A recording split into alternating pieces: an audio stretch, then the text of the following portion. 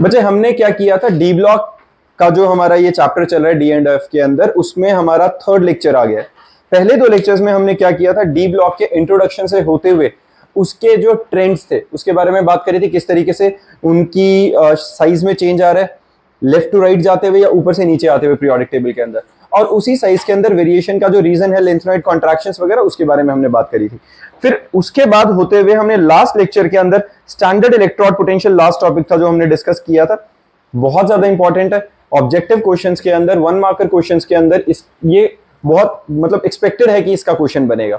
जैसे अगर हमें ये भी प्रेडिक्ट करना होता है कि दो चीजें रिएक्ट करेंगी, वो करेंगी भी कि नहीं, और करेंगी तो किस तरीके से करेंगी, तो वो इलेक्ट्रोड पोटेंशियल पे डिपेंड करता है। ये सेम वही वाला इलेक्ट्रोड पोटेंशियल है जो हमने इलेक्ट्रोकेमिस्ट्री के अंदर भी डिस्कस किया था।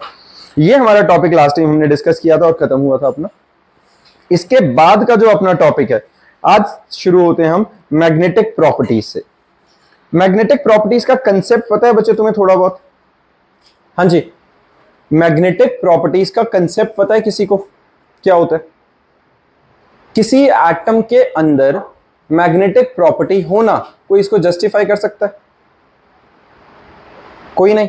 सोच के देखो, थोड़ा सा तो आइडिया होना ही चाहिए कि हम अगर बात कर रहे हैं, ऑक्सीजन डायमैग्नेटिक होती है, पैरामैग्नेटिक होती है, एक सर्टेन एटम के लिए नहीं बोल रहा मैं क्या बोल रहा हूं, क्या कोई बच्चा ट्राई करके कुछ भी अपने हिसाब से, जो तुम्हारा थॉट प्रोसेस चल रहा है उसके हिसाब से ये जस्टिफाई कर सकता है कि कोई एटम मैग्नेटिक प्रॉपर्टी क्यों पोजेस करेगा? बहुत सीधा बात है बच्चा, किसकी वजह? चार्ज मूव कर रहा है।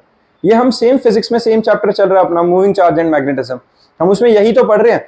With the flow of electrons, with the flow of charge, तो क्या होता है? मैग्नेटिक फील्ड प्रोड्यूस होती है।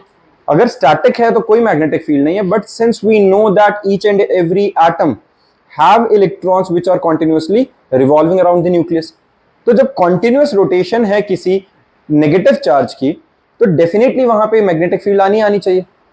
अब कहानी क्या आती है, अगर एक इलेक्ट्रॉन ऐसे घूम रहा है और एक इलेक्ट्रॉन उल्टा घूम रहा है, तो इसकी नेट मैग्नेटिक फील्ड क्या होगी? जीरो, क्योंकि एक अगर ऐसे घूम रहा है तो ऊपर की तरफ मैग्नेटिक फील्ड, एक ऐसे घूम रहा है तो नीचे की तरफ magnetic field, net magnetic field zero. सबसे ज्यादा मैग्नेटिक फील्ड फिर कब कोई एटम पोजेस करेगा? जब सबसे ज्यादा सेम डायरेक्शन में घूमने वाले इलेक्ट्रॉन्स होंगे। बात समझ रहे हो? जब अगर एक ही डायरेक्शन में घूमने वाले जितने ज्यादा इलेक्ट्रॉन्स होंगे, उतनी ज्यादा स्ट्रॉन्ग मैग्नेटिक फील्ड पोजेस करेगा कि नहीं? वो बात जायज है, ये इसमें किसी को प्रॉब्लम इस वाली बात में है ना? अगर अब ऐसा है तो जब हम इलेक्ट्रॉनिक कॉन्फ़िगरेशन लिखते हैं, इलेक्ट्रॉनिक कॉन्फ़िगरेशन लिखते हुए तुम्हें याद है, हम जब इलेक्ट्रॉन्स को फिल करते हैं तो पहले सबको सिंगली फिल्ड करते हैं, और जब हम सिंगली फिल्ड करते हैं तो क्या करते हैं बेटा? सिंगली फिल्ड करते हुए हम हर इलेक्ट्रॉन को ऊपर की साइड एक सर्टेन डायरेक्शन में डालते हैं कि नहीं? क्योंकि वो सर्टेन डायरेक्शन हमें क्या रिप्रेजेंट करती है? स्पिन। स्पिन रिप्रेजेंट करती है। तो स्पिन अगर रिप्रेजेंट करती है, और मैं अगर डी ब्लॉक एलिमेंट के अंदर किन्हीं इलेक्ट्रॉन्स को ऐसे फिल कर रहा हूं, 1 2 3 4 और 5, ये पांचों के पांचों सेम स्पिन पोजेस कर रहे हैं। अगर सेम स्पिन पोजेस कर रहे हैं तो सारों के सारों की मैग्नेटिक फील्ड एक ही डायरेक्शन में अलाइंड है, तो ये हाईली मैग्नेटाइज हो गया कि नहीं? स्ट्रांगली मैग्नेटाइज हो गया। और अगर यहां पे कोई ऑपोजिट स्पिन के इलेक्ट्रॉन्स आ जाएं तो ये क्या हो गया? उसकी मैग्नेटिक स्ट्रेंथ कम होनी शुरू हो गई। और अगर बिल्कुल ही बराबर बराबर आ गए तो ये तो डीमैग्नेटाइज हो गया, डायमैग्नेटिक सब्सटेंस हो गया। हुआ कि नहीं? किसी बच्चे को इसमें परेशानी है अज्यूम करने में, समझने में, कि कोई भी एटम दुनिया के, हम सिर्फ डी ब्लॉक की बात नहीं कर रहे हैं, हर एटम कुछ ना कुछ मैग्नेटिक प्रॉपर्टी पोजेस करेगा, since there are certain electrons which are revolving around the nucleus in certain pattern, and hence when there is a certain flow of charge, when there is certain rotation of electron around the nucleus, that rotation of electron, that flow of charge leads to production of magnetic field, है ना? यही होता है अपना। और वही magnetic field अगर बहुत सारे इलेक्ट्रॉन्स की सेम डायरेक्शन में हो जाए तो वो इकट्ठी होके एल्जेब्रिक सम बना के स्ट्रॉन्ग मैग्नेटिक फील्ड में बदल जाएगी, और अगर क्लॉकवाइज और एंटी क्लॉकवाइज हो जाएंगे तो वो कैंसिल आउट हो जाएगी। तो जितने ज्यादा नंबर ऑफ अनपेयर्ड इलेक्ट्रॉन्स होंगे, जितने ज्यादा नंबर ऑफ अनपेयर्ड इलेक्ट्रॉन्स होंगे, उतनी मैग्नेटिक फील्ड स्ट्रांग हुई कि नहीं? लॉजिक समझ में आया? पक्का? चलो अब अपना टॉपिक स्टार्ट करते हैं आज का, मैग्नेटिक प्रॉपर्टीज। मैग्नेटिक प्रॉपर्टीज के अंदर हमारे पास क्या है बच्चा, देखो मैग्नेटिक प्रॉपर्टीज में on applying a magnetic field to a substance two magnetic behaviours are observed as diamagnetism and paramagnetism. होता क्या, देखो अगर हम मैग्नेटिक प्रॉपर्टीज में क्या कह रहे हैं कि अगर मैं कहीं एक्सटर्नल मैग्नेटिक फील्ड अप्लाई कर देता हूं, उस एक्सटर्नल मैग्नेटिक फील्ड के इन्फ्लुएंस में जो हमारा ऑब्जेक्ट है वो दो तरह की का बिहेवियर पोजेस करेगा, डायमैग्नेटिज्म या पैरामैग्नेटिज्म। अब डाय और पैरा का भी लॉजिक समझाता हूं। वैसे तो इसकी डायमैग्नेटिज्म और पैरामैग्नेटिज्म का एक्सटर्नल मैग्नेटिक फील्ड के लिए अलग अलग तरीके का बिहेवियर है, लेकिन अगर मैं बात करूं डायमैग्नेटिज्म की, होता क्या है, देखो डायमैग्नेटिज्म में आधे उधर जा रहे हैं आधे इधर आ रहे हैं, नेट मैग्नेटिक फील्ड कुछ बनी नहीं, डायमैग्नेटिज्म। पैरा में क्या है, 100% में से 80% एक साइड है, 20% अगेंस्ट है, तो 80% डोमिनेट कर गए, तो उससे डोमिनेंसी की वजह से क्या हुआ, उस डायरेक्शन के हिसाब से मैग्नेटिक फील्ड मिल गई, पैरामैग्नेटिज्म। फेरोमैग्नेटिज्म क्या होता है, 99% उधर जा रहे हैं, तो extreme case of paramagnetism is ferromagnetism. Clear, ये तीन तरह की मैग्नेटिक प्रॉपर्टीज होती हैं। तो अभी हम सिर्फ डाई और पैरा पे स्टक करेंगे। डायमैग्नेटिक सब्सटेंसेस क्या होते हैं बेटा, These are those substances which are repelled by applied field। ये लिखो, डायमैग्नेटिक सब्सटेंसेस क्या होते हैं बच्चे, These are repelled by magnetic field। अगर हमारे पास कहीं क्वेश्चन के अंदर दिया जाए, असर्शन रीजन में आ जाए, केस बेस्ड में आ जाए, या कहीं कंसेप्चुअल क्वेश्चन की फॉर्म में दिया जाए कि कोई एक सब्सटेंस है उसको एक्सटर्नल मैग्नेटिक फील्ड में रखा और उसने रिपल्शन महसूस किया, दैट मीन्स वो डायमैग्नेटिक सब्सटेंस होगा। एंड पैरामैग्नेटिक सब्सटेंसेस क्या होते हैं बेटा, these are substances which are slightly attracted by applied field, जो कि एक्सटर्नल फील्ड की तरफ क्या होंगे, अट्रैक्ट होंगे, उनको पैरामैग्नेटिक कहेंगे। डायमैग्नेटिक रिपेल हो रहे हैं, पैरामैग्नेटिक अट्रैक्ट हो रहे हैं।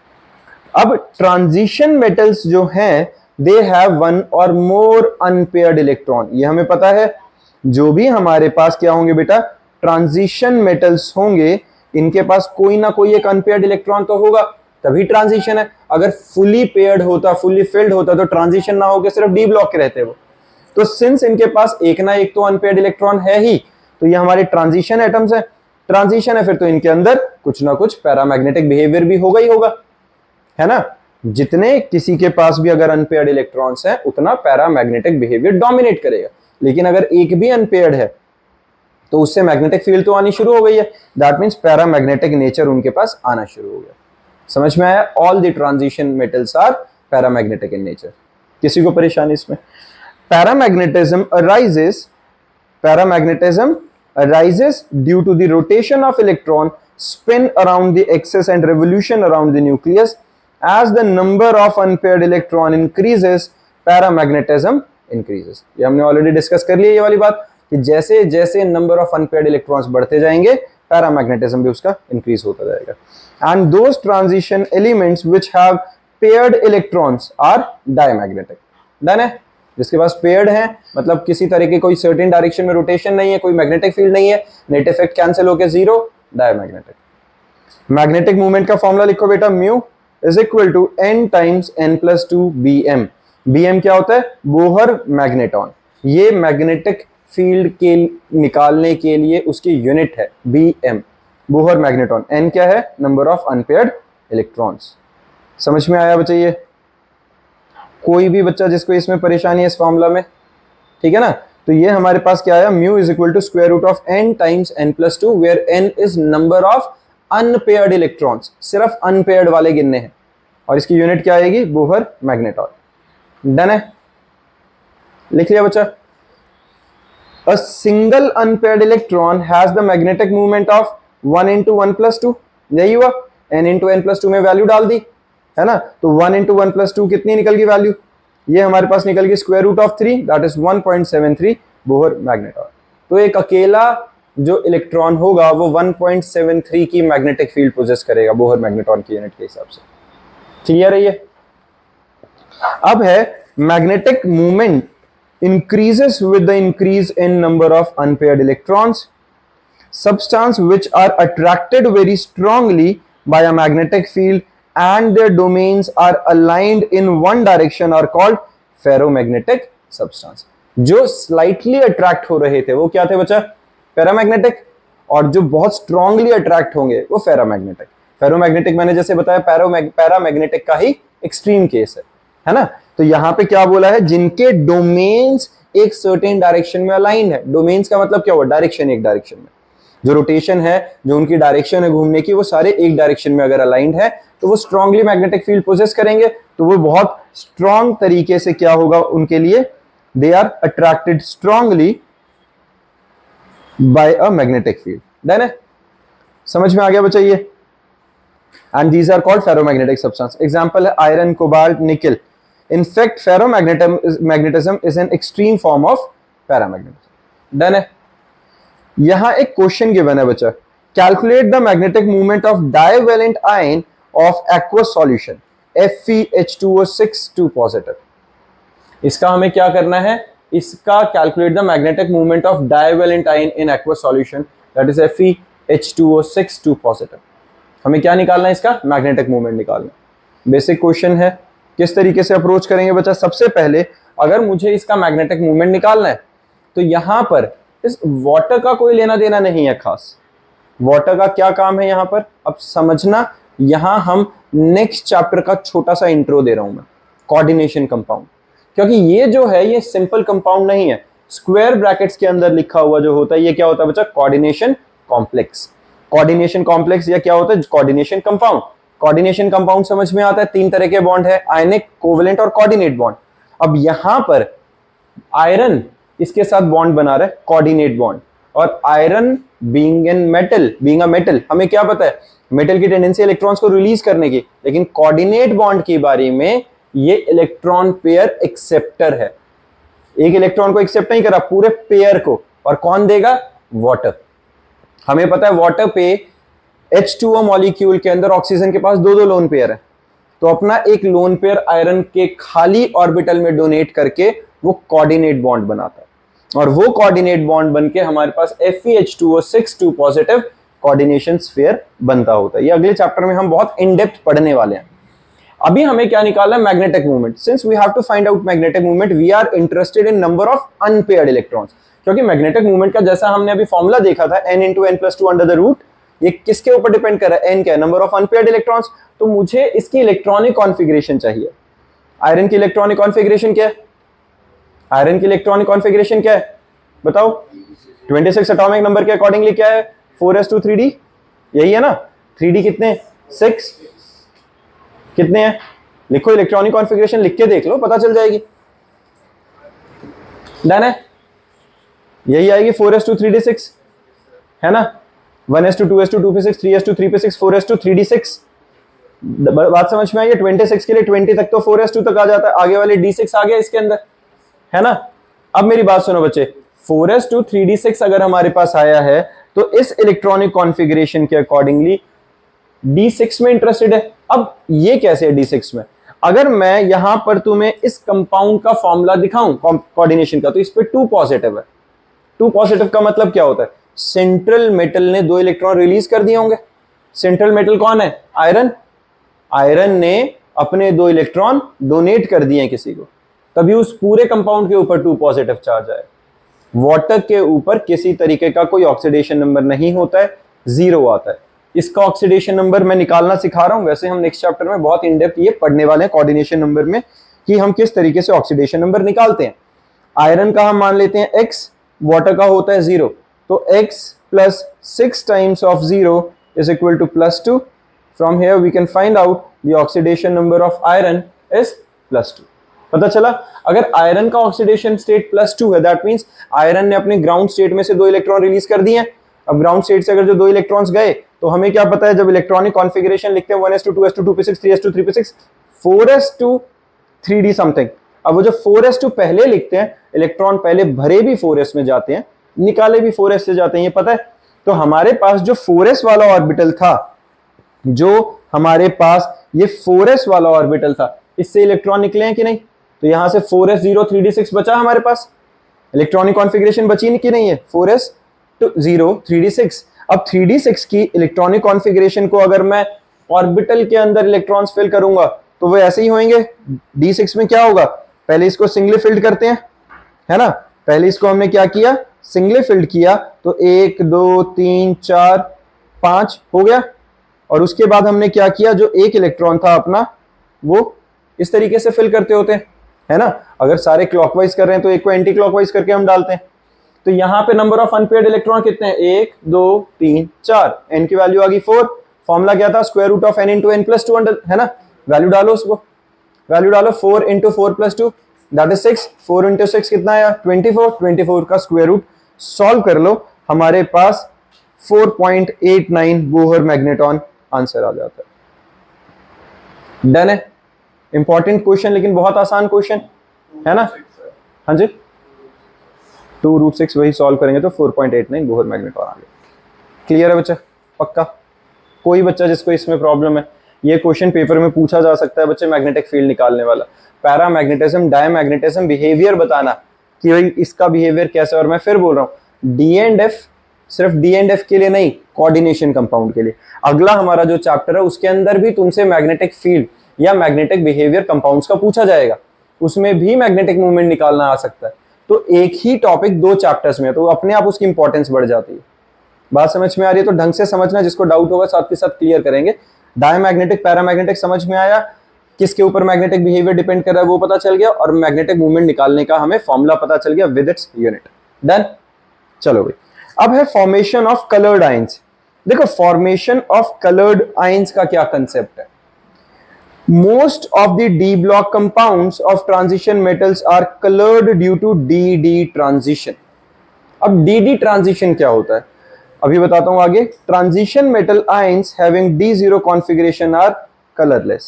एक काम करते हैं, पहले हम कलर को डिस्कस करते हैं थोड़ा सा। हमने +1 में स्ट्रक्चर ऑफ एटम पढ़ते हुए एब्जॉर्प्शन स्पेक्ट्रा और एमिशन स्पेक्ट्रा थोड़ा सा पढ़ा था, और जब हमने स्पेक्ट्रा पढ़ा था तो उसके अंदर एक स्पेक्ट्रम आया था जिसको हमने पूरा एक स्पेक्ट्रल लाइन की तरह पूरे को डिवाइड किया था, जहां पर स्पेक्ट्रोकेमिकल सीरीज की तरह हमने लिखा था, है ना। स्पेक्ट्रोकेमिकल तो नहीं, उसको क्या कहते थे, जो भी था, जिसके ऊपर हम अलग अलग फ्रीक्वेंसीज और वेवलेंथ को अलाइन करके रख रहे थे, जो भी उसका नाम था हमारा स्पेक्ट्रल लाइन के अंदर। हाइड्रोजन स्पेक्ट्रा तो उसी का मतलब ओवरऑल था, बट उस जो भी हम लिखते हैं ये स्पेक्ट्रल सीरीज के अंदर, जो भी नाम था, चलो स्पेक्ट्रल सीरीज कह लो उसे अभी। तो इंक्रीजिंग फ्रीक्वेंसी या डिक्रीजिंग वेवलेंथ के अकॉर्डिंगली अरेंज करते हुए बीच में एक पार्ट आता है जो विजिबल रेंज होती है, जिसके अंदर विबग्योर बन रहा था। अब हम कह रहे थे कि विजिबल रेंज कब आ रही थी, जब इलेक्ट्रॉन एक ऑर्बिट से नीचे जंप कर रहा था। हमने देखा था अगर हाईएस्ट वाले से कहीं कूद रहा है तो उसके अंदर वो कौन सा कलर दे रहा था, लेटेस्ट अज्यूम वो वॉयलेट था, अल्ट्रा वॉयलेट दे रहा था। बीच में कूद रहा था तो कलर दे रहा था, उसके ऊपर कहीं कहीं कूद रहा था तो वो इंफ्रारेड था। लेकिन बीच के अगर हम ट्रांजिशंस की बात करें तो वहां कलर आ रहे थे। कलर कब आ रहे थे, कब आ रहे थे कलर, जब ट्रांजिशन हो रही थी।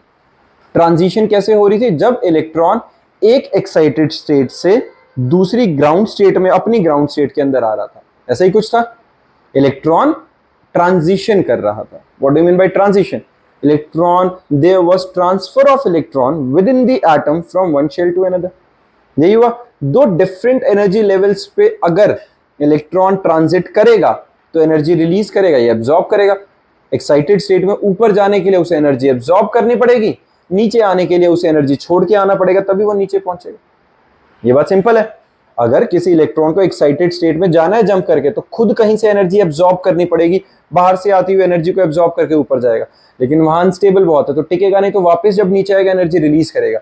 ये रिलीज्ड एनर्जी जब हम फोटोग्राफिक प्लेट पे देखते हैं या हम उसको कलर की फॉर्म में ऑब्जर्व करते हैं तो हमें पता चलता है कि एक सर्टेन कलर हमें मिल रहा है, क्योंकि वो आने वाली जो लाइट है वो एक सर्टेन फ्रीक्वेंसी पोजेस कर रही है, सर्टेन एनर्जी पोजेस कर रही है, और उस एनर्जी के लिए हमारी आइज ने जज किया हुआ कि भाई इतनी फ्रीक्वेंसी की एनर्जी वाली लाइट अगर हमारी आंखों में पड़ती है तो हमें मान लेते हैं वो रेड दिखता है। इसी तरीके से है ना, कलर हमारी दिमाग की उपज है, और हमारा दिमाग किस तरीके से इंटरप्रेट करता है, जिस टाइम पे यहाँ कहीं कलर्स नहीं है, दुनिया में कलर्स नहीं है, कलर्स हमारे दिमाग के अंदर है, जब कोई सर्टेन एनर्जी की लाइट आके आंखों में पड़ती है तो हमारे ब्रेन की इंटरप्रिटेशन उस सर्टेन एनर्जी के लिए कलर है ना। तो वो जो एनर्जी है वो कब आ रही है, ट्रांजिशन के दौरान। तो अगर हम बात कर रहे हैं कि D block elements possesses certain colour, तो कब कलर पोजेस कर रहे हैं, जब डी डी ट्रांजिशन हो रही है। डी डी ट्रांजिशन का मतलब जब इलेक्ट्रॉन डी के 5 ऑर्बिट्स हैं, इन 5 ऑर्बिटल्स के अंदर से कोई 3 की एनर्जी ज्यादा किसी 2 की कम, इस तरीके से ब्रेक हो जाएगा, तो वो जो एनर्जी डिफरेंस है उसमें इलेक्ट्रॉन जब अल्टी पल्टी करेगा, एक बार ऊपर नीचे कहीं ट्रांजिशन में पार्टिसिपेट करेगा, तो उस वक्त वो रिलीज एनर्जी जो आएगी वो एक सर्टेन कलर देगी उसे। और वहीं से हमारे पास d block orbital d block orbital वाले कंपाउंड्स के पास क्या मिलेगा, कलर मिलेगा। कंसेप्ट समझ में आया? अब इसको थ्योरेटिकली डिस्कस करते हैं। When ligands has free electron, अब ये लिगेंड क्या वर्ड आ गया, जैसा अभी मैंने बताया कि यहां पर ये कोऑर्डिनेशन बॉन्ड बन रहा है, ये कोऑर्डिनेट कंपाउंड था FeH2O6, तो ये जो H2O है बेटा ये क्या है, ligands.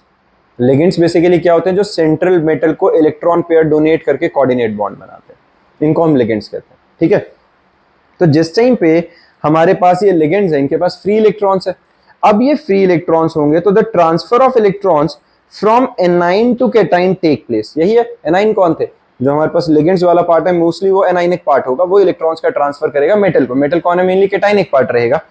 In this case energy is absorbed during this process which is responsible for colour. जब ट्रांसफर ऑफ इलेक्ट्रॉन हो रहा है तो एनर्जी एब्सॉर्ब करी है, जो एब्सॉर्ब्ड एनर्जी है वही एनर्जी जब रिलीज होगी तो वो कलर प्रोसेस करेगी। Few compounds in which transition metal has D0 configuration may also exhibit color due to charge transfer। अब ये मैंने ऊपर क्या बताया था कि जिनके पास D0 होगा, हमने क्या बात करी थी, ट्रांजिशन मेटल जिनके पास D0 कॉन्फ़िगरेशन है वो कलरलेस है। लेकिन इसका एक्सेप्शन क्या है, कुछ ऐसे होंगे जो D0 के बाद भी कोई कलर पोजेस करेंगे, for example CrO3, they have D0 configuration of chromium and shows orange color due to charge transfer। ठीक है, उस केस में क्या होगा, चार्ज ट्रांसफर हो रहा होगा, चार्ज ट्रांसफर की वजह से बेसिकली वही इलेक्ट्रॉन्स का ट्रांसफर हो रहा होगा जिसमें एनर्जी एक्सचेंज हो रही होगी, या इसे एक्सचेंज एनर्जी का हो या चार्ज ट्रांसफर का हो, ये दोनों वैलिड आंसर्स हैं। ठीक है, एक्सचेंज एनर्जी और charge transfer are the reason behind the colour of the substances. Done. Completely filled colour नहीं रखेगा बच्चों, क्योंकि ट्रांजिशन ही नहीं हो पाएगी। अगर हम कंप्लीटली फिल्ड की बात करें, पहली बात वहां लिगेंड नहीं आ सकता है, क्योंकि लिगेंड कौन है, लिगेंड एक ऐसा कंपाउंड है, ऐसा मॉलिक्यूल है, एक ऐसा सब्सटेंस है जिसके पास इलेक्ट्रॉन पेयर है, वो और आके डोनेट करना चाहता है और वो कोऑर्डिनेट बॉन्ड बनाने में इंटरेस्टेड है। अब सेंट्रल मेटल कौन होगा, जो कोऑर्डिनेशन बॉन्ड के लिए अपने पास खाली ऑर्बिटल लेके बैठा होगा कि भाई आओ अपने इलेक्ट्रॉन्स यहाँ रखो, हमारा कोऑर्डिनेट बॉन्ड बने। अब जो कंप्लीटली फिल्ड है उसके पास तो खाली ऑर्बिटल नहीं बचा, सिंस खाली ऑर्बिटल नहीं बना तो कोऑर्डिनेशन बॉन्ड नहीं बनेगा, कोऑर्डिनेशन बॉन्ड भी नहीं बना, एक्सचेंज एनर्जी भी नहीं आई, ट्रांसफर ऑफ चार्ज भी नहीं आया, ऊपर से डी ट्रांजिशन खुद कर नहीं सकता क्योंकि फुली फिल्ड है, तो वहां पे किसी तरह का कोई कलर नहीं आएगा, तो वो कलरलेस सब्सटेंस आ जाएगा। डन है। ऑक्सीडेशन स्टेट में जाके इलेक्ट्रॉन रिलीज कर दे, कुछ और हो जाए, वो कहानी अलग है, लेकिन ग्राउंड स्टेट के हिसाब से नॉर्मली वो कोई कलर पोजेस नहीं करेगा। डन है। अब आता है हमारे पास बचा formation of complex compounds. Complex compound जैसे मैंने अभी बताया, कॉम्प्लेक्स कंपाउंड क्या थे, कोऑर्डिनेशन कंपाउंड्स का ये नाम कॉम्प्लेक्स है। Complex compounds are those compounds in which the metal ion binds a number of anions or neutral molecule giving characteristic properties to the complexes. For example, FeCN6 3 negative। यहां पे क्या है इस example में, FeCN6 3 नेगेटिव, तो iron जो है उसने क्या किया है, Cn जो साइनो ग्रुप है उसके साथ कोऑर्डिनेट बॉन्ड बनाया, तो ये जो ब्रैकेट के अंदर लगे हुए ये क्या है बच्चा, लिगेंड्स। और जब सेंट्रल मेटल को ये लिगेंड्स 6 लिगेंड्स अपना इलेक्ट्रॉन पेयर डोनेट कर रहे हैं, मतलब आयरन के 6 ऑर्बिटल्स के अंदर 2-2 इलेक्ट्रॉन्स के हिसाब से टोटल 12 एक्स्ट्रा इलेक्ट्रॉन्स आए हैं, और वो जब बना है कोऑर्डिनेट बॉन्ड के साथ, वो क्या बना है, FeCN6 विद 3 नेगेटिव। 3 नेगेटिव मतलब इसने कोई 3 इलेक्ट्रॉन एक्स्ट्रा एक्सेप्ट भी करे होंगे, है ना, तो वो सब हमारे पास क्या बनता है बच्चे, कोऑर्डिनेशन कॉम्प्लेक्स या फिर कॉम्प्लेक्स कंपाउंड। सेम यहाँ पे PtCl4 2 negative, CuNH3 4 2 positive etcetera. Done है। ये फिर मैं बता रहा हूँ बार बार कि भाई ये जो कोऑर्डिनेशन कंपाउंड है या कॉम्प्लेक्स है, इसका तो अगला अपना चैप्टर ही है, उसमें बहुत इन डेप्थ हम इन्हीं की बात करने वाले हैं। अब the transition metals form a large number of complex compound due to the comparatively small size of metal ion and their high charge density and vacant d orbital for bond formation। ये अपने आप में एक answer है कि भाई ऐसा क्या है कि डी ब्लॉक वाले बहुत सारे कोऑर्डिनेशन कंपाउंड बनाते हैं, बाकी नहीं बनाते हैं। पी ब्लॉक वाले, एस ब्लॉक वाले कोऑर्डिनेशन कंपाउंड बहुत रेयर होगा कि फॉर्म होगा, वरना होता ही नहीं है। कोऑर्डिनेशन कंपाउंड बनाने के लिए जैसे अभी मैंने बताया क्या क्या चाहिए, पहला तो यही चाहिए कि डी ब्लॉक की खाली ऑर्बिटल्स की अवेलेबिलिटी चाहिए, तो खाली ऑर्बिटल्स की अवेलेबिलिटी सबसे ज्यादा किसके पास होगी, डी ब्लॉक वालों के पास। दूसरा, इनके पास क्या होता है, इनका साइज कंपैरेटिवली बहुत छोटा होता है, वो लेंथेनॉइड कॉन्ट्रैक्शन वाला भी पार्ट आ जाता है।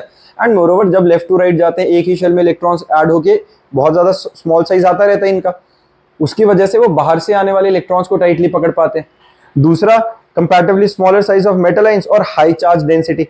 High charge density obviously small size छोटी सी जगह पे ज्यादा चार्ज, हाई चार्ज डेंसिटी है।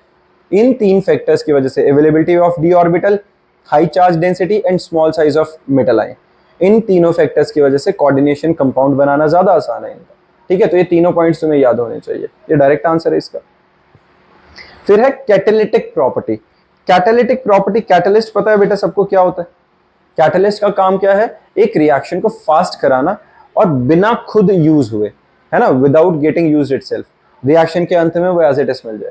अब ये जो डी ब्लॉक एलिमेंट्स होते हैं ये कैटालिटिक प्रॉपर्टी क्यों पोजेस करते हैं? ऐसा क्या है कि जो डी ब्लॉक एलिमेंट है ये कैटलिस्ट की तरह बिहेव कर सकते हैं? ऐसा क्यों रहेगा भाई?